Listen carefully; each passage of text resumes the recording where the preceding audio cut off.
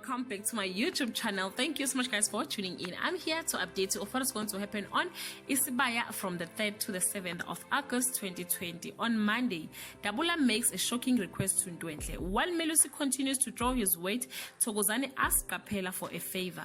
Jabu and Ndwenhle have an awkward homecoming. On Tuesday, Thokozani gives her mother advice. Caesar tries to play nice but Sbu cut her down to size. Phumelele and Fenyang are forced to deal with the truth about their relationship. On Wednesday, Caesar is torn with wanting to help Sbu. Phumelele's attempt to get through to Melusi falls apart at the arrival of Fenyang. Kanye warns Gwebedla she is watching him.